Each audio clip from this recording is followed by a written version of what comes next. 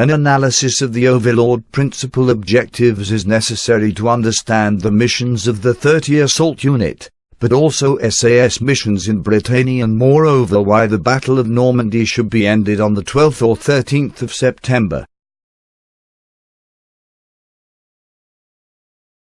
In May 1942, General Lee was put in charge of the Services of Supply (SOS) of the Supreme Headquarters Allied Expeditionary Force (Chief), European Theatre of Operations (ETO). This became the Communications Zone, or COMS, after the invasion. This operation ran from Cheltenham, Gloucestershire, England. SOS became TS-FET after the invasion, Theatre Service Forces, European Theatre ET.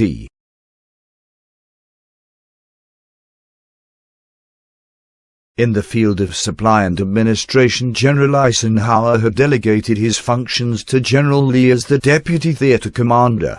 ETO USA SOS also remained the theatre commander's vehicle of communications with the U.S. War Department on administrative matters, and the authorizing agency for the activation of all American commands which were to operate under Chief.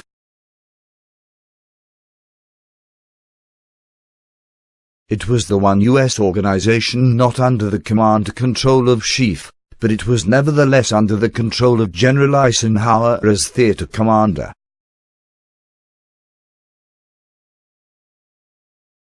Logistic considerations in the Overlord plan: a tank without gasoline or a vital part might better be a pillbox. A rifleman without ammunition must use his bayonet or club his rifle. A modern army without food will not long survive.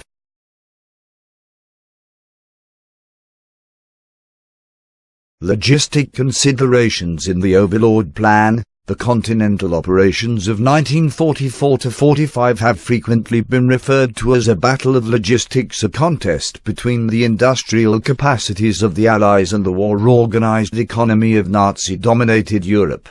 The purpose of the cross-channel operation itself suggested the vital role which logistics was to have in the course of the battle. The object of Overlord, in the words of the plan itself, was to secure a lodgment on the continent from which further offensive operations can be developed. The magnitude of the logistic problem was indicated by the calculation that 18 divisions would have to be maintained over beaches during the first month of operation, and 12 during the second month, while every captured port, large and small, was being used. The construction of 2 prefabricated ports known as mulberries eventually became a key feature of the final Overlord plan. The objective of the Overlord operation was not to bring about the defeat of the enemy in northwest Europe, but to seize and develop an administrative base from which future offensive operations could be launched. The Overlord plan did not even contemplate a decisive battle west of the Seine. Its objective was a limited one, therefore, determined by the essential logistic consideration that the Allies would require an administrative base with all the facilities, such as ports, depots, and transportation, necessary for the build-up and support of forces on the scale required for subsequent offensive operations. The planners had also come to a tentative conclusion about subsequent operations to obtain an additional group of ports. They anticipated that after the capture of Cherbourg the Supreme Commander probably would have to make a choice between the Seine ports and the Brittany group of the next major objective. Much would depend on where the enemy concentrated his strength in reaction to the initial landings. Driving east to the Seine ports was regarded as a more ambitious undertaking and an unlikely choice, for it would necessitate forcing the line of the Seine, capturing Paris, and advancing as far as the Somme River in order to cover the development of the Seine ports. Furthermore, the Normandy beaches were expected to be useful for only a limited period and would be completely abandoned with the advent of bad weather in the fall.